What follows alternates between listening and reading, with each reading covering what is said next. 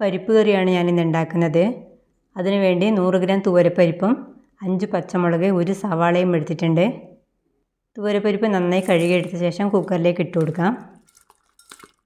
ഈ കറി നെയ്യ് ചേർത്തും ഉണ്ടാക്കിയെടുക്കാം.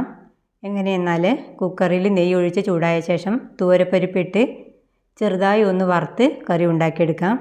ഞാനിപ്പോൾ നെയ്യ് ചേർക്കാതെയാണ് ഇത് ഉണ്ടാക്കുന്നത്. ഇനി ഇതിലേക്ക് നീളത്തിലരിഞ്ഞ 1 സവാള കൂടി ഇട്ട് കൊടുക്കുന്നുണ്ട്. കൂടെ 2ആയി കീറിയ 5 പച്ചമുളക് കൂടി ഇടാം. 1/4 ടീസ്പൂൺ മഞ്ഞൾപ്പൊടി കൂടി ഇതിലേക്ക് ചേർക്കുന്നുണ്ട്. വേവാൻ ആവശ്യത്തിനുള്ള വെള്ളം കൂടി ഒഴിച്ചു കൊടുക്കാം.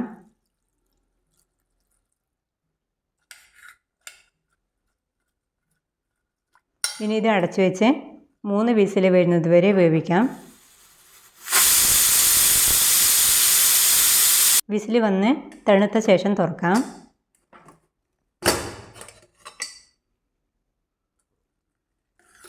പരിപ്പൊക്കെ ഇപ്പോൾ വെന്ത് വന്നിട്ടുണ്ട്.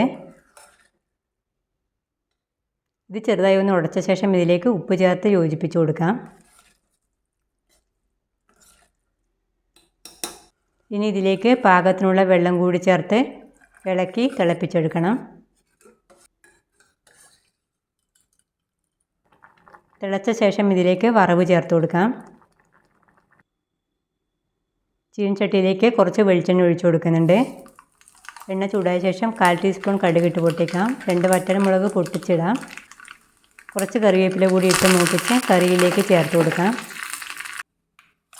എളുപ്പം തയ്യാറാക്കാൻ പറ്റിയ നല്ലൊരു പരിപ്പ് കറിയാണിത്.